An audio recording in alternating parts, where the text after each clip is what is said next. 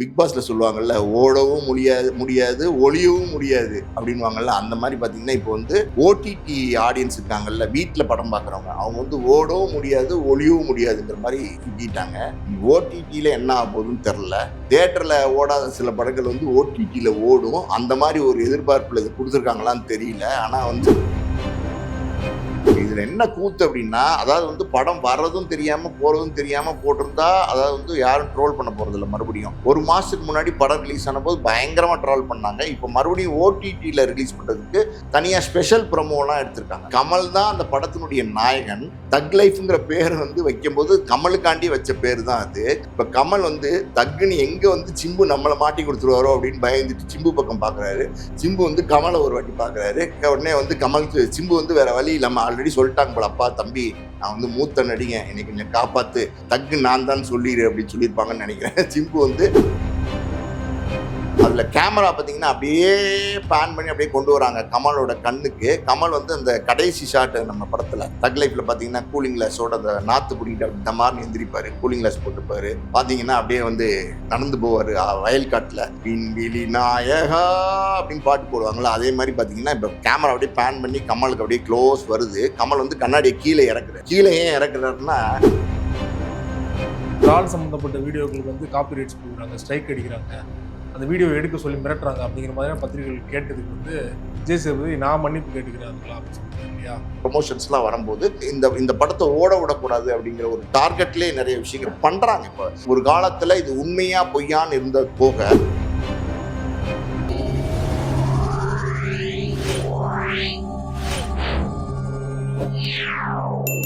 Media circle நேயர்களுக்கு வணக்கம். இன்றைக்கு நம்மோடு நேர்காணலுக்காக ஆஸ்கார் மூவிஸ் தயாரிப்பாளரும் திரைத்திறனாய்வாளருமான பாலாஜி பிரபு அவர்கள் நம்மோடு இணைந்திருக்கிறார். அவரோடு பேசலாம். வணக்கம் சார். வணக்கம். தக் லைஃப் திரைப்படம் வெளியாகி கிட்டத்தட்ட ஒரு மாதம் ஆயிடுச்சு. படம் வந்ததுமே பார்த்தீங்கன்னா பெரிதளவில் ட்ரால் செய்யப்பட்டது, டிசாஸ்டர் அப்படின்லாம் பேசிகிட்டு இருந்தாங்க. 8 வாரம் கழிச்சு தான் வந்து ஓடிடியில் ரிலீஸ் ஆகும் அப்படிங்கிற ஒரு டேர்ம்ஸ் இருக்குது. 4 வாரத்தில் பார்த்தீங்கன்னா படம் வந்து நெட்ஃப்ளிக்ஸில் இன்றைக்கு வெளியே இருக்குது. என்ன ரீசன்ஸ்? அதாவது 4 வாரம் கழித்து படத்தை வந்து ஓடிடியில் போட்டுக்கலாம், அதான் வந்து ரெகுலர் டேர்ம்ஸு. இப்போ வந்து தக் லைஃபுக்கு ஆண்டி ஸ்பெஷலாக வந்து டேர்ம்ஸ் அண்ட் கண்டிஷன்ஸை மாற்றி ராஜ்கமல் வந்து அக்ரிமெண்ட் போட்டாங்க நெட்ஃப்ளிக்ஸோட. அது என்ன அப்படின்னா, அதாவது வந்து நாங்கள் வந்து எங்கள் படத்தை வந்து 8 வாரத்துக்கு கழிச்சு தான் தருவோம், அதுக்கு நீங்கள் ஒத்துக்கிறதா இருந்தால் வாங்கிக்கோங்க அப்படின்னு சொல்லும்போது அவங்க சரின்னு ராஜ்கமல் கண்டிஷனுக்கு ஒத்துக்கிட்டு பெரிய தொகை கொடுத்து அந்த படத்தை வாங்கினாங்க. படம் ரிலீஸ்க்கு முன்னாடி படம் ரிலீஸ்க்கு பின்னாடி தான் எல்லாம் மாறி போச்சு. படம் ரிலீஸ்க்கு பின்னாடி பார்த்தீங்கன்னா 2 நாளில் வந்து நெட்ஃப்ளிக்ஸ் வந்து ராஜ்கமல் நிறுவனத்தை தொடர்பு கொண்டு, சார் நீங்கள் வந்து 4 வாரத்தில் வந்து இந்த படத்தை போட்டுக்கிறதுக்கு மாற்றி அக்ரிமெண்ட்டை மாற்றி நீங்கள் வந்து மறுபடியும் வந்து ரீஅக்ரிமெண்ட் போடுறதா இருந்தால் நாங்கள் இந்த படத்தை வாங்கிக்கிறோம், தொடர்றோம், இல்லைன்னா நீங்களே முடிவு பண்ணிக்கோங்க, நீங்கள் எங்கள் பணத்தை திருப்பி கொடுத்துருங்க. பெரிய அளவுக்கு டிசாஸ்டர். 8 வாரம் வரைக்கும் வெயிட் பண்ணி இந்த படத்தை போட்டால் டோட்டலாகவே எங்களுக்கு எந்த ஷேருமே வராது, கலெக்ஷனே ஆகாது, அப்படி நீங்கள் யோசிச்சு சொல்லுங்கள் சார் அப்படின்னோன்னா ராஜ்கமலும் மணிரத்னமும் கலந்து பேசி இல்லை நம்ம கொடுத்துடலாம். ஏன்னா தேட்டரில் வந்து பெரிய லெவலில் வந்து தோல்வி படமாக போச்சு, பெரிய ட்ரால் ஆன படமாக போச்சு. ஸோ நிச்சயமாக வந்து அதாவது வந்து நெட்ஃப்ளிக்ஸ்காரங்களுக்கு டிஃபிகல்ட்டிஸ் இருக்கும். அதாவது வந்து அவங்க கொடுத்த பணம் கோடிகளில் கொடுத்துருக்காங்க, அதை அவங்க திருப்பி எடுக்கணும் இல்லையா. அதனால் வந்து கொடுத்துடலாம் அப்படின்னு முடிவு பண்ணி 4 வாரத்துக்கு அக்ரிமெண்ட்டை மாற்றி போட்டாங்க. இதில் என்ன கூத்து அப்படின்னா, அதாவது வந்து படம் வர்றதும் தெரியாமல் போகிறதும் தெரியாமல் போட்டிருந்தா, அதாவது வந்து யாரும் ட்ரோல் பண்ண போகிறது இல்லை. மறுபடியும் ஒரு மாதத்துக்கு முன்னாடி படம் ரிலீஸ் ஆன போது பயங்கரமாக ட்ரோல் பண்ணாங்க. இப்போ மறுபடியும் ஓடிடியில் ரிலீஸ் பண்ணுறதுக்கு தனியாக ஸ்பெஷல் ப்ரோமோலாம் எடுத்திருக்காங்க. அதாவது வந்து கமலும் சிம்பும் உட்காந்துருக்காங்க. அதாவது வந்து ஆடியன்ஸ் வந்து கேள்வி கேட்குற மாதிரி, இதில் யார் தக்கு அப்படிங்கிறாங்க. அதாவது வந்து கமல் வந்து அப்படி சிம்பு பக்கம் திரும்பி பார்க்குறாரு. ஏன்னா கமல் வந்து இனிமேல் வந்து அதாவது வந்து கமல் தான் அந்த படத்தினுடைய நாயகன். தக் லைஃப்ங்கிற பேர் வந்து வைக்கும்போது கமலுக்காண்டி வச்ச பேர் தான் அது. கமல் தான் பார்த்தீங்கன்னா ஆரம்பத்தில் பார்த்தீங்கன்னா சாக்கு பையெல்லாம் தலையில் போத்திக்கிட்டு நான் வந்து காயல் பட்டணத்தில் வந்திருக்கேன் அது இதுன்னு சொல்லி ட்ரெண்டிங்காக வீடியோலாம் போட்டு ப்ரமோலாம் பண்ணாங்க. இப்போ கமல் வந்து தக்குன்னு எங்கே வந்து சிம்பு நம்மளை மாட்டி கொடுத்துருவாரோ அப்படின்னு பயந்துட்டு சிம்பு பக்கம் பார்க்குறாரு. சிம்பு வந்து கமலை ஒரு வாட்டி பார்க்குறாரு. உடனே வந்து கமலுக்கு சிம்பு வந்து வேற வழி இல்லாமல் ஆல்ரெடி சொல்லிட்டாங்க போல, அப்பா தம்பி நான் வந்து மூத்த நடிகன், என்னை கொஞ்சம் காப்பாற்று, தக்கு நான் தான் சொல்லிடு அப்படின்னு சொல்லியிருப்பாங்கன்னு நினைக்கிறேன். சிம்பு வந்து சார் நான் தான் தக்கு அப்படிங்கிறாரு, வேற வழியே இல்லாமல். ஏன்னா சிம்பு வந்து எல்லா பக்கமும் லாக் பண்ணி கார்னர் பண்ணிட்டாங்கன்னு நினைக்கிறேன். அதனால அந்த ப்ரொமோ வந்து விட்டுருக்காங்க. இந்த ப்ரொமோவில் கடைசியாக ஒரு விஷயம் இருக்கு பாருங்க, அது என்ன அப்படின்னா, இந்த ப்ரொமோ வந்து படம் ரிலீஸ் ஆகிறதுக்கு முன்னாடி எடுத்தாங்களா, படம் ரிலீஸ் ஆனதுக்கு அப்புறம் தான் எடுத்துருக்காங்களா? இல்லை அது ரிலீஸ் ஆனதுக்கு அப்புறம் தான் எடுத்திருப்பாங்க நான் நினைக்கிறேன். அது வந்து ஏன்னா வந்து சிம்பு தக்குங்கிறார, சிம்பு தக்குன்னு எப்படி ஒத்துக்க முடியும்? அப்போ சிம்பு தக்குங்கிறாருன்னா கமல் எஸ்கேப் ஆகிறாருன்னு தானே அர்த்தம். ஸோ அப்போ ரிலீஸ் ஆனதுக்கப்புறம் எடுத்த ப்ரொமோ மாதிரி தான் தெரியுது. இந்த ஓடிடிக்காண்டி நெட்ஃப்ளிக்ஸ்காண்டி எடுத்த ப்ரொமோ மாதிரி தான் தெரியுது. அதில் கேமரா பார்த்தீங்கன்னா அப்படியே பேன் பண்ணி அப்படியே கொண்டு வராங்க கமலோட கண்ணுக்கு. கமல் வந்து அந்த கடைசி ஷாட்டு நம்ம படத்தில் தக் லைஃப்பில் பார்த்தீங்கன்னா கூலிங் கிளாஸோட அந்த நாற்று பிடிக்கிட்டு அப்படி தமார்னு எந்திரிப்பார், கூலிங் கிளாஸ் போட்டுப்பார். பார்த்தீங்கன்னா அப்படியே வந்து நடந்து போவார் வயல்காட்டில், விண்வெளி நாயகா அப்படின்னு பாட்டு போடுவாங்களா, அதே மாதிரி பார்த்தீங்கன்னா இப்போ கேமரா அப்படியே பேன் பண்ணி கமலுக்கு அப்படியே க்ளோஸ் வருது. கமல் வந்து கண்ணாடியை கீழே இறக்குறாரு. கீழே ஏன் இறக்குறாருன்னா அது தெரில எனக்கு. கீழே இறக்குறாரு, அப்படியே கண்ணு அப்படி போய் அப்படி கேமரா சிம்பு பக்கம் போயிடுது. அதே மாதிரி பார்த்தீங்கன்னா விண்வெளி நாயகா அப்படின்னு போடுறாங்க. இது வந்து எப்படின்னா டிவி இப்போ வந்து இந்த ப்ரொமோ வந்து என்னோட ஃப்ரெண்டு ஒருத்தர் சொன்னது. அதாவது வந்து அவர் வீட்டில் தூங்கிட்டு இருந்திருக்காரு மத்தியானம் 3 மணிக்கு. அவங்க அம்மா அவங்க வீட்டில் யாரோ இருக்கிறவங்க சேட்டலைட்டில் ஓடிடி பார்த்துட்டு இருந்திருக்காங்க, ஏதோ ஒன்று பார்த்துட்டு இருக்காங்க. திடீர்னு பார்த்தீங்கன்னா அந்த ப்ரொமோ வந்திருக்கு. ப்ரொமோ வந்து விண்வெளி நாயகா அப்படின்னு பயந்து போய் முழிச்சிட்டாராம். ஐயோ என்னது இந்த பாட்டு திடீர்னு இங்கே கேட்குது அப்படின்னோடனே ப்ரொமோ. ஐயோ அதாவது வந்து வீட்டுக்கு வந்துட்டீங்களா நீங்கள் அப்படிங்கிற மாதிரி யோசனை பண்ணியிருக்காரு. இப்போ தூங்குறதா வேணாமா அப்படின்ற யோசனையில் சரி ஒரு டீ சாப்பிட்டு மறுபடியும் படுக்கலாம் அப்படின்னு சொல்லி வந்து படுத்திருக்காரு. ஏன்னா அந்த மாதிரி இன்னைக்கு ஓடிடி சேனல் பார்க்குறாங்க இருக்காங்க இல்லையா, அந்த ஆடியன்ஸ் எல்லாம் பார்த்தீங்கன்னா இப்போ நடுங்கி போயிருக்காங்க. இவங்க அதாவது வந்து இவங்களோட என்னன்னா, நம்ம ராஜ்கமல் டீமோட என்ன அப்படின்னா, நாங்கள் வந்து இவ்வளோ கஷ்டப்பட்டு படத்தை எடுத்து டெக்னிக்கலாக அது இதுன்னு எல்லாத்தையும் யூஸ் பண்ணி கோடிகளில் செலவழித்து சிம்பு, கமலஹாசன், அப்புறம் மணிரத்னம், அப்புறம் நாசரு, திரிஷா, இன்னும் ஆளை யாரையோலாம் கூப்பிட்டு வந்து படத்தை எடுத்துரு ஏஆர் ரோமான் மியூசிக்கில் எடுத்து ரிலீஸ் பண்ணால் நாங்கள் வந்து ப்ரொமோ பண்ணி எல்லாம் பண்ணி கூப்பிட்டா நீங்கள் தேட்டருக்கு வர மாட்டீங்களா? யாருமே தேட்டருக்கு வர மாட்டீங்களா? இருங்கடா நாங்களே உங்கள் வீட்டுக்கு வரோம் அப்படிங்கிற மாதிரி டோட்டலாக இப்போ ஓடிடியில் வந்துருச்சு. அதாவது இப்போ பிக் பாஸில் சொல்லுவாங்கள்ல, ஓடவும் முடியாது ஒளியவும் முடியாது அப்படின்வாங்கள்ல, அந்த மாதிரி பார்த்தீங்கன்னா இப்போ வந்து ஓடிடி ஆடியன்ஸ் இருக்காங்கல்ல, வீட்டில் படம் பார்க்குறவங்க, அவங்க வந்து ஓடவும் முடியாது ஒளியவும் முடியாதுங்கிற மாதிரி சிக்கிட்டாங்க. இங்கே ஓடிடியில் என்ன ஆக போகுதுன்னு தெரில. தியேட்டரில் ஓடாத சில படங்கள் வந்து ஓடிடியில் ஓடும். அந்த மாதிரி ஒரு எதிர்பார்ப்பில் இது கொடுத்துருக்காங்களான்னு தெரியல. ஆனால் வந்து ஓடிடியில் தியேட்டரில் ஓடின படத்தெல்லாம் ஓடிடியில் செஞ்சுருக்காங்க, வந்துருச்சு. சரி பார்ப்போம் அவங்களுக்கு என்ன நடக்குதுங்கிறத நம்ம பொறுத்து இருந்து பார்ப்போம். 1 மாதத்துக்கு முன்னாடி தான் வச்சு செஞ்சாங்கல்ல, ட்ரால் பண்ணாங்கல்ல. இப்போ வந்து நம்ம நெட்ஃப்ளிக்ஸில் விடும்போது சைலண்ட்டாக விட வேண்டியதானே. மறுபடியும் எதுக்கு ப்ரொமோ? மறுபடியும் ப்ரொமோ போட்டு கமலஹாசன் அப்படி கூலிங் கிளாஸை இறக்கி விண்வெளி நாயகா அப்படின்னா எல்லாரும் பயந்து நடுங்கிட்டு இருக்காங்க. சார் என்ன ஆகுதுன்னு பார்ப்போம், வெயிட் பண்ணி பார்ப்போம். 2 நாள் கழிச்சு தெரியும் அதோட ரிசல்ட். இப்போ தானே ஃபீவர் வந்திருக்கு, டெம்பரேச்சர் என்ன ஏறுதா இறங்குறான்னு பார்ப்போம். படம் ரிலீஸுக்கு முன்னாடி பார்த்தீங்கன்னா நெட்ஃப்ளிக்ஸுக்கு ஒரு பெரிய தொகை கொடுத்து வித்துட்டாங்க, படம் சரியாத போகாதனால வந்து 20 கோடி ரூபா திரும்ப கேட்டாங்க அப்படிங்கிற மாதிரியான தகவல் வருது. 20 கோடி வந்து திரும்ப கொடுக்க முடியாதனால தான் 4 வாரத்துக்கு முன்னாடி ரிலீஸ் பண்ண சொல்லிட்டாங்க. இல்லை 20 கோடி எப்படிங்க திரும்ப கொடுப்பாங்க? ஏற்கனவே கமல் வந்து பார்த்தீங்கன்னா தக் லைஃப் ஆடியோவில் போய் வந்து அதாவது கன்னடம் வந்து தமிழ்லேருந்து வந்தது அப்படி இப்படின்னு பேசி கர்நாடகாலே ரிலீஸ் பண்ண முடியாமல் போச்சு. கர்நாடகா மக்கள் என்ன சொல்ல ஆரம்பிச்சிட்டாங்க, அப்பா நாங்கள் நல்ல வேளை தப்பிச்சிட்டோம், கமல் ஏதோ ஒன்று மேடையில் பேச போய் நாங்கள் எஸ்கேப் ஆகிட்டோம் அப்படின்னு அது ஒரு பக்கம் ட்ரால் ஆகிட்டு. அதுக்கப்புறம் ரிலீஸ் ஆகிக்கலாம் கோர்ட் ஆர்டர் வந்துருச்சு. ஆமாம், அதுக்கப்புறம் கோர்ட் ஆர்டர் வந்துருச்சு. ஆனால் மக்கள் ரெடியாக இல்லையே. மக்கள் வந்து அதாவது ஒசூர் பார்டர்லேயே வந்து பார்த்தீங்கன்னா உட்காந்து தர்ணா பண்ண ஆரம்பிச்சிட்டாங்க. உள்ளே வரக்கூடாது அப்படின்னு சொல்லி தர்ணா பண்ண ஆரம்பிச்சிட்டாங்க. அதனால் வந்து அதாவது ஆல்ரெடி ஒரு 20 கோடி அதில் போச்சு. இப்போ இதில் ஒரு 20 கோடி போச்சுன்னா அதாவது வந்த வருமானமே ஒரு 60 கோடி 70 கோடி தான். அதுவும் போயிடுச்சுன்னா என்ன பண்ணுறது? அதனால் வந்து எதாக இருந்தாலும் கொடுத்து விட்ருவோம் அப்படின்னு கொடுத்து விட்டாங்க. சரி வந்திருக்கு பார்ப்போம். நாளைக்கு என்ன நடக்க போகுதுங்கிறது வெயிட் பண்ணி பார்ப்போம். அதாவது வந்து கமல் வந்து பிக் பாஸில் சொல்லுவார்ல, மீண்டும் உங்களை அடுத்த வாரம் சந்திக்கிறேன் அப்படின்னு சொல்லிட்டு கும்பிட்டு போவார்ல, அந்த மாதிரி பார்த்தீங்கன்னா நம்ம ஒரு 4 நாளில் வந்து இதை பற்றி மறுபடியும் பேசுவோம். இந்த படத்தோட தயாரிப்பாளர் கமலோட சேர்ந்து மணிரத்னம் பண்ணியிருக்காரு இல்லையா, அவர் தான் கோ ப்ரொடியூசர்னு சொல்கிறாங்க. ஃபர்ஸ்ட் காப்பி மூலமாக அவர் பண்ணி கொடுத்துருக்காரு அப்படின்னா யாருக்கு லாஸ் ஆயிருக்கும்? மணிரத்னம் தப்பிச்சிட்டாரா இல்லை கமலுக்கு மட்டும் தான் முழு லாஸ் போயிருக்கு? இல்லை மணிரத்னம் கமல் 2 பேருமே தப்பிச்சிட்டாங்க. 2 பேருமே தப்பிச்சிட்டாங்க. வியாபார ரீதியாக அந்த படம் வந்து ஆல்ரெடி பார்த்தீங்கன்னா டேபிள் ப்ராஃபிட் கொடுத்துருச்சு. அதனால் 2 பேருமே தப்பிச்சிட்டாங்க. இந்த தோல்வி அப்படிங்கிறது வந்து வாங்கின டிஸ்ட்ரிபியூட்டர்ஸ் தான், நஷ்டம் என்பது வாங்கின டிஸ்ட்ரிபியூட்டர்ஸ் தான். இப்போ இந்த ஓடிடி சேனல் நெட்ஃப்ளிக்ஸ்லாம் வாங்கியிருக்காங்கல்ல, இப்போ தான் வந்திருக்கு. இனிமேல் தான் கலெக்ஷன் என்னன்னு தெரியும். எனக்கு தகவல் என்ன அப்படின்னா நிறைய பேர் வந்து அன்சப்ஸ்கிரைப் பண்ணிட்டு இருக்காங்க நெட்ஃப்ளிக்ஸ். அந்த அளவுக்கு சார் கூட தெரில, எனக்கு தெரில. வந்த தகவல் நெட்ஃப்ளிக்ஸ் வந்துருச்சா சொல்கிறாங்கல்ல சார். இப்போ ஃப்ரெண்ட்ஸ் எல்லாம் சொல்கிறாங்கல்ல, எப்பப்பா தக் லைஃப் போட போகிறாங்களாம்ப்பா ஓடிடியில், நான்லாம் வந்து சப்ஸ்கிரிப்ஷனை நிறுத்திட்டேன்ப்பா அப்படிங்கிறாங்க. 2-3 பேர் சொன்னாங்க. நேற்று கூட பேசியிருந்தோம் விஜய் சேதுபதி பையன் அவர்களை பற்றி, நிறைய ட்ராலில் சிக்கிட்டார் அப்படின்னு. நேற்று நடந்த விழாவில் பார்த்தீங்கன்னா விஜய் சேதுபதி அவர்களே மன்னிப்பு கேட்டிருக்காரு. நான் அந்த ட்ரால் சம்மந்தப்பட்ட வீடியோக்களுக்கு வந்து காப்பி ரைட்ஸ் கொடுக்குறாங்க, ஸ்ட்ரைக் அடிக்கிறாங்க, அந்த வீடியோ எடுக்க சொல்லி மிரட்டுறாங்க அப்படிங்கிற மாதிரியான பத்திரிகைகள் கேட்டதுக்கு வந்து விஜய் சேதுபதி நான் மன்னிப்பு கேட்டுக்கிறேன் அதுக்கெல்லாம் அப்படின்னு சொல்லியிருக்காரு இல்லையா? இல்லை சார், இது என்னென்னா நம்ம நேத்திக்கு பேசினதே தான். அந்த பையன் அதாவது சூர்யா, விஜய் சேதுபதி, அந்த பையன் வந்து ரொம்ப சின்ன பையன். அவருடைய படம் நாளைக்கு, அந்த பீனிக்ஸுங்கிற படம் நாளைக்கு தான் ரிலீஸே ஆக போகுது. ஸோ ஆரம்பத்திலே வந்து எப்படி சொல்லுது, முளையிலே கிள்ளிற வேலை இதெல்லாம் வந்து. அதாவது ஒரு ஒரு சின்ன சின்ன தப்பு, என்னதான் தப்பு செஞ்சுட்டான், அப்படி என்னதான் தப்பு செஞ்சுட்டான், அதாவது வந்து என்னப்பா அப்பா பேரை பயன்படுத்தலையா அப்படின்னு கேட்டதுக்கு அப்பா வேற நான் வேற அப்படின்னு சொல்லிட்டான். ஒரு சின்ன பையன், அது என்ன ட்ரால் பண்ணுறதுக்கு என்ன இருக்குது? சரி, அது ட்ரால் ஆச்சு, அது பெரிய லெவலில் விமர்சனம் பண்ணாங்க, அதெல்லாம் ஓகே. அதுக்கப்புறம் பாருங்க, அவன் குழந்தைத்தனமாக தான் பேசுகிறான் அப்படிங்கிறதுக்கு இன்னொரு உதாரணம் சொல்கிறேன். அது என்ன அப்படின்னா, அதாவது எங்கள் அப்பா ரொம்ப மோசம், எனக்கு வந்து 500 ரூபா தான் டெய்லி பேக்கெட் பண்ணி கொடுக்குறாரு அப்படிங்கிறான். அதாவது அதுலேருந்து என்ன தெரியுதுன்னா, அவனுக்கு தெரியல, அதாவது மணியினுடைய இம்பார்ட்டன்ஸ் தெரியல. அந்த மாதிரி அவங்க வளர்த்துருக்குறாங்க. விஜய் சேதுபதி அவர் பையன் அப்படின்னால செல்லமாக வளர்த்துருக்காரு. பணத்தோட இம்பார்ட்டன்ஸ் இல்லை. 500 ரூபா அப்படிங்கிற உடைய வேல்யூன்னு ஒன்று இருக்குல்ல, அது வந்து இன்னைக்கு வந்து நாளெல்லாம் வேலை பார்க்குற ஒரு கூலி தொழிலாளிக்கோ இல்லை வந்து ரோட்டில் வந்து நின்று பழம் விற்கிற ஒரு தொழிலாளிக்கோ கிடைக்குதான்னா கிடைக்கல. ஸோ அவ்வளோ பெரிய தொகை இன்னைக்கு 500 ரூபாவை வந்து சம்பாதிக்கிறதுக்கு அவ்வளோ கஷ்டங்கள் இருக்குது நம்ம நாட்டில். அவ்வளோ பெரிய தொகை வந்து அவங்க அப்பா பேக்கெட் பண்ணியை கொடுக்குறாரு. ஆனால் அதை வந்து அந்த பையன் எப்படி எக்ஸ்பிரஸ் பண்ணுறான் பாருங்க. அதாவது வந்து எங்கள் அப்பா ரொம்ப மோசம், 500 ரூபா தான் எனக்கு பேக்கெட் பண்ணி தராரு அப்படின்னா அவனுக்கு தெரியல அந்த பணத்தினுடைய இம்பார்ட்டன்ஸு, இதெல்லாம் அவனுக்கு தெரியல. இப்போ தான் வந்து உள்ளே வந்திருக்கிறான் அந்த பையன். அதாவது வந்து சினிமா துறைக்குள்ள வந்திருக்கான். சினிமா நம்ம நேத்திக்கு சொன்ன மாதிரி தான், சினிமா துறைக்கு வந்தால் இன்னும் ரொம்ப கவனமாக இருக்கணும்.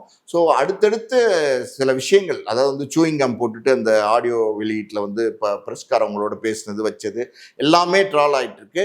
நிச்சயமாக விஜய் சேதுபதி வந்து இதெல்லாம் பார்க்க தான் செய்வார், பார்க்காம இருக்க மாட்டார்ல, நிச்சயமாக பார்ப்பார். பையன் அவனுடைய எதிர்காலம்னு ஒன்று இருக்குது.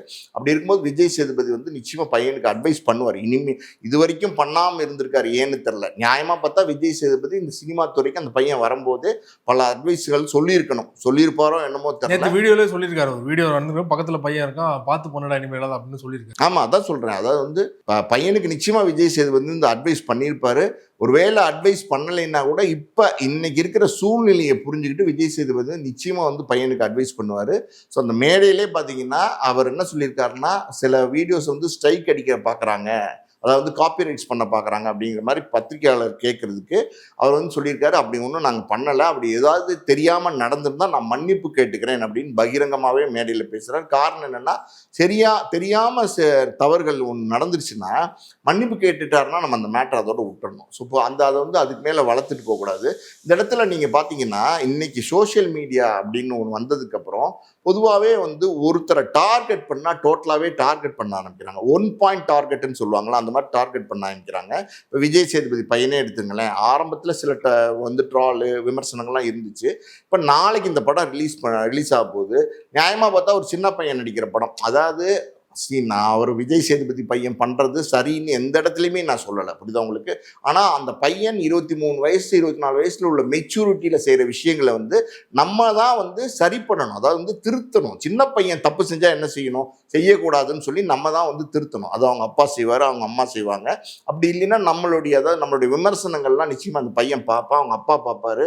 ஸோ இதன் மூலமாக வந்து அடுத்தடுத்து வர காலகட்டங்களில் நிச்சயமாக தவறுகளை கண்டிப்பாக வந்து அந்த பையன் சரி பண்ணிப்பான். ஸோ முளையிலே கிள்ளி எறிகிறாங்களா, அது வந்து தப்பு. இந்த இடத்துல இன்னும் சில விஷயங்கள் நான் சொல்கிறேன் கேளுங்க. அதாவது விஷ்ணு படம், அதாவது அந்த படம் வந்து விஜயோடைய ஆரம்ப கால படம், 5வது படம் விஜயோட படம். அந்த படத்தினுடைய தயாரிப்பாளர் நான் தான். அந்த படத்தில் நடிக்கும் போது செட்டில் எஸ்ஏசி சாருக்கும் விஜய்க்குமே நிறைய சண்டை வரும், நேரடியாகவே சண்டை வரும். கிட்டத்தட்ட 70-80 பேர் இருக்கிற யூனிட்டில் 2 பேருக்கும் சின்ன மனசவம். சண்டைனா பெரிய சண்டையெல்லாம் கிடையாது, சின்ன மனசவம். அப்பாவுக்கும் மகனுக்கும் முட்டிக்கும். விஜய் வந்து கார் எடுத்துகிட்டு அவர் வீட்டுக்கே போயிடுவார், வீட்டுக்கு போய் கோச்சிட்டு போயிடுவார். அவங்க அம்மா சோபா அம்மா இருப்பாங்க ஸ்பாட்டில், அவங்க வந்து தனியாக இன்னொரு கார் எடுத்துகிட்டு போய் விஜய் கன்வின்ஸ் பண்ணி கூப்பிட்டு வந்து நடிக்க வைப்பாங்க. எஸ்ஐசி சார் வந்து ஒரு மூலையில் வந்து சேர் போட்டு உட்காந்துருப்பார், 2 மணி நேரம் படப்பிடிப்பே நின்றுட்டு இருக்கும். இதெல்லாம் நடந்துச்சு, இதெல்லாம் நேரடி சாட்சியே நான் தான், புரியுது உங்களுக்கு? அந்த காலகட்டங்கள்லாம் பார்த்தீங்கன்னா எஸ்ஐசி சார் வந்து அவரோட பையனுக்கு பலவிதமான அறிவுரைகள் சொல்லியிருக்காரு. அதாவது ஷூட்டிங்கு டயத்துக்கு போகணும், ஒரு ப்ரொடியூசருடைய காசு அதை நம்ம வந்து எந்த காலத்துலையும் விரயம் பண்ணக்கூடாது, ரொம்ப கவனமாக இருக்கணும் அப்படின்ட்டு பஞ்சுவாலிட்டி, டிசிப்ளின் எல்லாத்தையும் வந்து விஜய்க்கு வந்து சொல்லி கொடுத்தது யாருன்னா, நான் நேரடியாக பார்த்துருக்கேன்.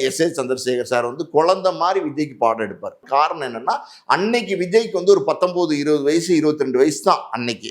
ஸோ அந்த காலகட்டங்களில் விஜய்க்கு அன்னைக்கு அவ்வளோதான் மெச்சூரிட்டி இருந்துச்சு. அவருடைய தகப்பனார் கூட இருந்து கைட் பண்ணதுனால தான் விஜய் வந்து இன்னைக்கு வந்து இவ்வளவு வந்து ஒரு எப்படி சொல்றது, நெறியாளரா, பண்பாளரா இன்னைக்கு வந்து படப்பிடிப்பு இடத்துல வந்து ஒரு நீங்க வந்து விஜய் வந்து எந்த படத்துக்காக தொந்தரவு கொடுத்தாருன்னு கேள்வி எங்கேயாவது பட்டிருக்கீங்களா? எந்த இடத்துலையுமே நீங்க கேள்விப்பட்டிருக்க மாட்டீங்க. லேட்டா வந்தாரு, டயத்துக்கு வரல, இந்த மாதிரியான தொந்தரவுகள்லாம் எந்த காலத்திலுமே எந்த தயாரிப்பாளருக்குமே விஜய் கொடுத்ததில்லை. அது காரணம் முழுக்க முழுக்க அவருடைய தந்தையார் எஸ்எஸ்சி சார் தான். ஸோ அந்த அவருடைய அறிவுரையின் பேர் விஜய் வந்து இன்னைக்கு வந்து பர்ஃபெக்டா இருக்காரு. அதே மாதிரி பார்த்தீங்கன்னா சூர்யா விஜய் சேதுபதி, அவரோட அப்பா விஜய் சேதுபதி வந்து இன்னைக்கு வந்து சினிமா துறையில் வந்து ஒரு பிரபல நடிகராக இருக்காரு. அவர் வந்து எடுத்தோடனே நடிகராக வரல. அவர் வந்து ரொம்ப கஷ்டங்கள், பிரச்சனைகள் எல்லாத்தையுமே தாங்கி ஒவ்வொரு படியாக தான் இன்னைக்கு இந்த இடத்துக்கு வந்திருக்காரு. ஸோ சினிமாவில் என்னென்ன கஷ்டம் இருக்கும், எத்தனை விதமான துன்பங்கள்லாம் இருக்கும் அப்படிங்கிறது நிச்சயமா வந்து பையனுக்கு சொல்லி கொடுப்பார். சொல்லி கொடுக்காமலாம் இருக்க மாட்டாரு. ஸோ கொஞ்சம் காலம் கொடுக்கணும் நம்ம அந்த பையனுக்கு. அவருடைய தவறுகள் நிச்சயமா அந்த பையன் பண்றது தவறு, அந்த பையன் பண்றது ஆட்டிடியூடான பிஹேவியர் தான், அதெல்லாம் நம்ம இல்லைன்னு சொல்லலை. ஆனா அந்த தவறுகளை வந்து சரி பண்றதுக்கு கொஞ்சம் கால அவகாசம் கொடுக்கணுங்கிறது தான் நம்மளுடைய கருத்து.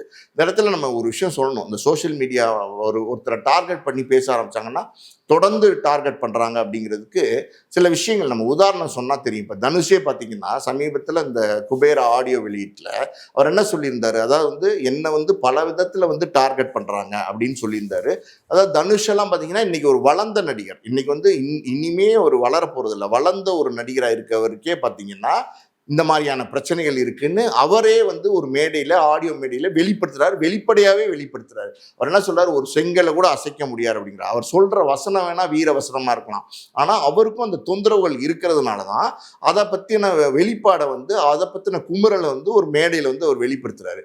ஸோ இது இப்படி இருக்கு சோஷியல் மீடியா. ஒருத்தரை டார்கெட் பண்றாங்க. நிறைய இடங்கள்ல பார்த்தீங்கன்னா இந்த பிஆர் டீம் எல்லாம் வச்சுக்கிட்டு ஒரு நடிகருக்கு இன்னொரு நடிகரை பிடிக்கலைன்னா அவங்களை இந்த பிஆர் டீம் வச்சுக்கிட்டு டார்கெட் பண்றாங்க. இதெல்லாம் அந்த காலத்துல இல்லவே இல்லை. அதாவது ஒருத்தருக்கு மேல ஒருத்தருக்கு கோபம் இருக்கலாம், பொறாமை இருக்கலாம், இருக்கக்கூடாது, ஆனால் இருக்கலாம். இருந்தால் கூட அவங்களுக்குள்ளே அதை வச்சுப்பாங்களே தவிர இப்படி வெளிக்காட்ட மாட்டாங்க. இப்போ வந்து போட்டியை தாண்டி இந்த மாதிரியான சில வன்மமான தாக்குதல், அதாவது வந்து அந்த தாக்குதல்னா வந்து கையால் போய் அடித்தாதான் தாக்குதல் இல்லை, கல்லால் எடுத்து அடித்தாதான் தாக்குதல் இல்லை. இந்த மாதிரி இந்த வந்து சோஷியல் மீடியாவை பயன்படுத்தி சொற்களால் தாக்க ஆரம்பிச்சிட்டாங்க. பலவிதமான தாக்குதல்களுக்கு இன்னைக்கு நடிகர்கள் உட்படுறாங்க. இப்போ சூர்யாவே எடுத்துக்கோங்களேன், ஜோதிகா ஒரு கருத்து சொன்னாங்க, அது சரியா தவறா அதுக்குள்ளே நம்ம போக வேண்டாம். ஆனால் பார்த்தீங்கன்னா அதை ஒரு காரணம் காட்டி, அதுக்கப்புறம் சூர்யா வந்து நீட் சம்பந்தமா சில கருத்துக்கள் சொன்னார், அதை ஒரு காரணம் காட்டி ஒரு சாரார், அதாவது ஒரு குரூப் வந்து பாத்தீங்கன்னா சூர்யா படம் எப்போ வந்தாலுமே பாத்தீங்கன்னா பயங்கரமான தாக்குதலுக்கு உட்படுறாங்க. தாக்குதல்னா வார்த்தை தாக்குதலுக்கு உட்படுறாங்க. இந்த மாதிரி நல்லா இல்லை நல்லா இல்லை அப்படிங்கிறாங்க. இன்னும் சொல்ல போனால் ரெட்ரோலாம் வர்றதுக்கு முன்னாடியே பார்த்தீங்கன்னா சோஷியல் மீடியாவில் ரெட்ரோ சம்பந்தமான சில பேட்டிகள், இல்லை ரெட்ரோ சம்பந்தமான சில விளம்பரங்கள், ப்ரொமோஷன்ஸ்லாம் வரும்போது இந்த படத்தை ஓட விடக்கூடாது அப்படிங்கிற ஒரு டார்கெட்லேயே நிறைய விஷயங்கள் பண்ணாங்க. இந்த மாதிரி பண்ணுறாங்க. இப்போ ஒரு காலத்தில் இது உண்மையா பொய்யான்னு இருந்தது போக இப்போ வந்து பண்ணுறாங்கங்கிறது உண்மைதான். அப்படி வந்து இப்படி பெரிய நடிகர்களை பண்ணும்போது அவங்க வளர்ந்துட்டாங்க. இப்போ ஒரு தனுஷோ ஒரு சூர்யாவோ பெரிய நடிகர்களாக வளர்ந்துட்டாங்க. இனிமே அவங்க வந்து சரிவை நோக்கி போகிறதில்ல, அந்த அளவுக்கு வந்து உச்சத்தை அடைஞ்சிட்டாங்க. இப்போ விஜய் சேதுபதி பையன், அந்த பையன் சூர்யா விஜய் சேதுபதியை பொறுத்த வரைக்கும் இப்போதான் ரொம்ப சின்ன பையன். அவன் இனிமேல் வளர வேண்டிய பையன். அவன் வந்து அவங்க அப்பா மாதிரி நடிக்கணும்னு ஆசைப்பட்டு வந்திருக்கிறான். இன்னொரு விஷயம் நம்ம சொல்லலாம், அதாவது வந்து அவன் சொல்கிறான், அதாவது நான் கஷ்டப்பட்டு இந்த படத்துக்கு நடிச்சிருக்கேன் அப்படின்னு ஒரு பேட்டியில் சொல்லியிருந்தான் சமீபத்தில். அது என்ன கஷ்டம்டா அப்படின்னு தம்பின்னு கேட்கும்போது அவன் சொல்கிறான், நான் ரொம்ப குண்டாக இருந்தேன், என் உடம்ப நான் குறைச்சிட்டேன் இந்த படத்துக்காண்டி அப்படிங்கிறான். ஸோ வந்து அவன் சின்ன பையன், அவன் யதார்த்தமாக பேசுகிறான். இன்னொரு விஷயம் பார்த்தீங்கன்னா அவனை அதுக்கு எஃபர்ட் எடுத்திருக்கான்னு தெரியுது. அவ்வளோ குண்டாக இருந்த பையன் அவன் எஃபர்ட் எடுத்து படத்தில் நடிக்கணுங்கிறதுக்காண்டி உடம்பெல்லாம் குறைச்சி இன்னைக்கு வந்து அந்த படத்தில் நடிச்சிருக்கான். நாளைக்கு தான் அந்த படமே வரப்போகுது.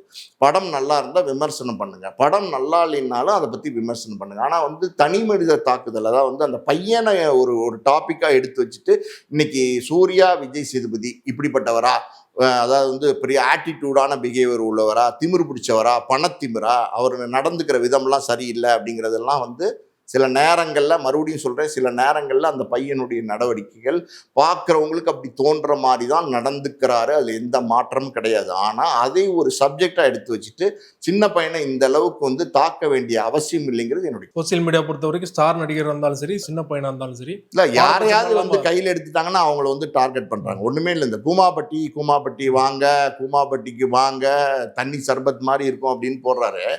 அவர் வந்து அந்த கிராமத்தில் இருக்கிற ஒரு வெள்ளந்தியான இளைஞர மாதிரி தான் தெரியுது. அந்த கிராமத்து அதை பிரபலப்படுத்தணுங்கிற எண்ணத்தில் வந்து சில ரீல்ஸ் எல்லாம் வந்து இன்ஸ்டாகிராம்ல எல்லாம் எடுத்து போடுறாரு. அந்த ரீல்ஸ் வந்து டக்குன்னு பிரபலமாயிடுச்சு, திடீர்னு பிரபலமாயிடுச்சு.